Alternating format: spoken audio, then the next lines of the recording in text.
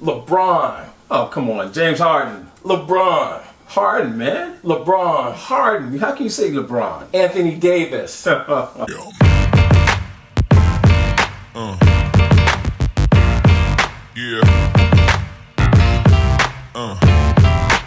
right, what's up, trash talkers? We're back again. We want to talk about the 2017-2018 NBA League MVP. And I'm Doc. I got my boy Big Al here. Say hello. Yo. All right, so I guess the actual giving of the trophy is going to be like, I think, June 29th or something like that. Right. But kind of the cat's out of the bag, and quiet as it's kept, Harden is going to win it. Yeah. Now our discussion is, does Harden deserve to win it? Yeah. No. And so I'll let you go first. I got my opinion, but I'll let you go. Well, I think with James Harden, saying James Harden should win, it kind of illustrates exactly one of the problems I have with the whole process. Mm-hmm. I think James Harden was clearly the MVP for the regular season, but if you bring in his playoff performance and consider that in combination with the regular season and playoff, then I'm not so sure about that. Right. But if you have just for the regular season, what James Harden did, I don't have a problem with it. I mean, you could go either way, but I think James Harden is a justifiable choice. So let's go deeper in that. Why you think he was the choice in the regular season? Because of his scoring average, or because of his all-around play, assists, and he was high in assists and rebounds. He's a pretty good rebounder for a point guard. Yeah, he had great stats. I mean, I think he had the points, he had the assists, he had the rebounds per game, and he actually played decent defense. He doesn't get credit for that, actually. Right, and most of the time he's not. But this year he definitely looked to me like he played better defense all around. But I think the reason why is that people didn't think that Harden and Chris Paul could play together, and not only play together, but that team pretty drastically improved. In fact, they had the winningest record in the NBA. Right, and I think that was a big deal about him going to win the MVP. Yeah, so they did have the best record. I think for me, him coexisting, not only coexisting with Chris Paul, but actually improving the team, playing with Chris Paul. Yeah, I think that's why I would say that James Harden is your MVP. Okay. I want to go with LeBron. At 33 years old, he was unbelievable this year. And you know how I feel about his cast of characters. I call him the Cabinet of Misfits. Oh, man. So, I think he averaged like 27, about 8.5 assists. I think his rebounds were up in the 8 range. I mean, and he played, I think he still played the most minutes in the league.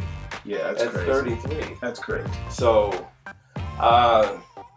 I think it's one of those things. It's like when Jordan was in the league. He probably deserved it every year. Oh, yeah. But they couldn't give it to him every year. So you got Barkley winning it one year. Right. You got Karl Malone winning it one year. Right. And, down the line. So, I'm not, Harden is definitely not a bad choice. That guy had a great season. Right. The problem with Harden is that when you get to the playoffs, he just doesn't deliver. Yeah, he delivers, but he's not the guy that's going to carry you over the threshold. Right.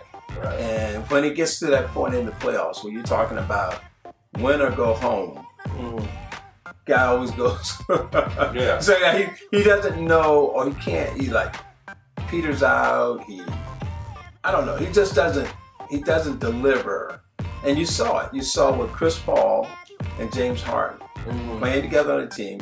James Harden clearly is a better offensive, he's bigger, has more, I would say, better scoring skills, and you would think better end of the game skills than Chris Paul. But it was Chris Paul who was carrying that. He has the ice water. Yeah, he was the one who was carrying the team to victory. You could see that he was inspiring his team, he was leading his team, and he wasn't backing down to anybody. Right. So that made that team a different animal. But when he got hurt, Yeah. You know, it was like It was almost like Harden went back to last year saying, Right. "Oh man, I got to Yeah, do it it's like- now."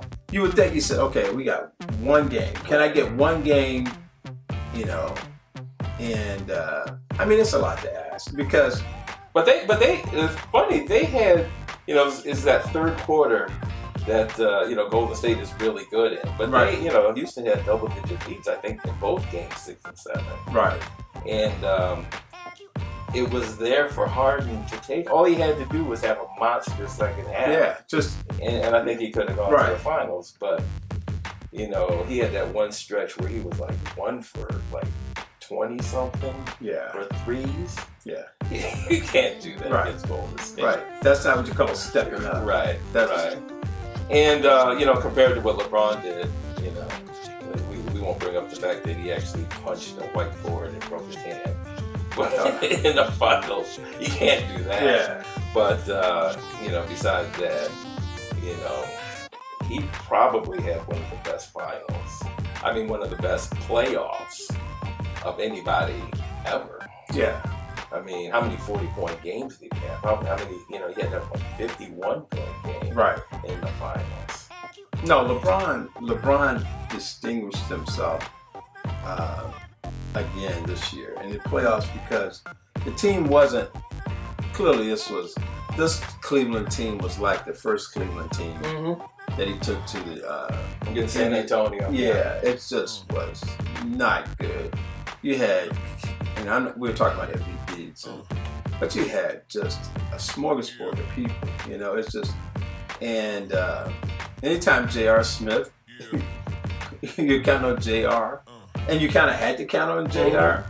And for the record, J.R. did a pretty good job. He was probably the second most reliable player on to help him. I mean, Tristan Thompson played pretty well. Kevin Love, you know. JR over Kevin Love? Yeah, as far Kevin as Love performing? just so far. I mean, Kevin Love had Actually, yeah, I actually think But I Kevin think- Love. See, the thing is, Kevin Love played okay, but he has to play better than him. He has to play better than okay, and I think he has the ability to be better, and certainly the team is counting on him to play better. But so far as if you look at, you know, JR was probably the second best player, Right. and the rest of You're not them. going to win the championship if he's the second best player. on your team. Right. I don't care who you are. And you know, and so it was an interesting display by LeBron. I mean, he showed full control, and he had games where he did things that people would criticize him for. He took over, and he scored like 20, 25, shooting fadeaway jumpers in the Right. corner, making shots, closing out games. I mean, he went for the whole repertoire. I'm telling you, that Boston series, you know, it was Jordan-like. Yeah. I mean, I don't think you could play basketball better than that. Yeah, and that team was balanced. Boston played was well. clearly a better team. Yeah, yeah. It was like he had to beat them by Pretty much himself. right? Yeah, and what Kevin Love, did he play in the Boston? He didn't play. He didn't play the last. That's true. I forgot about that. He had the headbutt. Yeah, with Jason Tatum. Right. That was the first, second game. Right. So Kevin Love didn't even play against Boston when it counted. You know, he certainly didn't play in the last two games. Right. And my biggest criticism, if you have a head as big as Love, should you lose a battle of the headbutts? The other guy should be missing games, not Kevin Love. Yeah. His noggin. Yeah. Well, I don't know. This is about MVPs. So Yeah. I guess we shouldn't be talking about J.R. Smith, Kevin Love, Right. any of those guys. Yeah. So yeah. So I guess we kind of agree that we'll give it to the beard.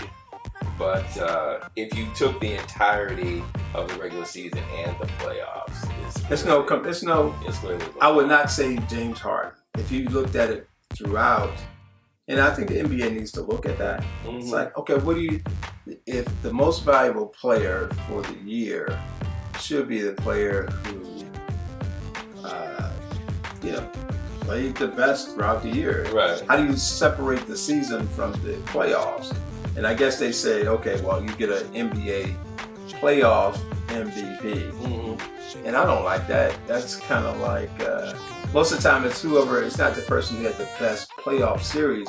It's probably the person who played best in the finals. Yeah. Right. So that's not really fair either, you know?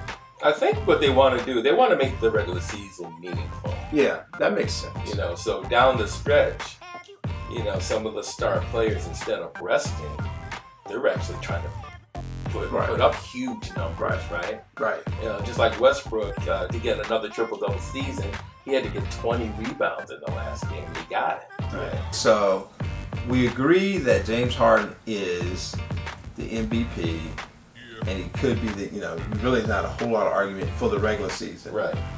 But if the NBA is saying they're looking at the playoffs, we have a big beef about James Harden being the MVP. Right. If you're taking any of that NBA playoff into consideration, James Harden should not be the MVP. And if you really want to be honest about it, LeBron James, it was the MVP. Because he probably had his best, this was probably his best year. So if he had his best year of all time, and he's LeBron James, he's recognized as the best player, then why wouldn't he get the MVP?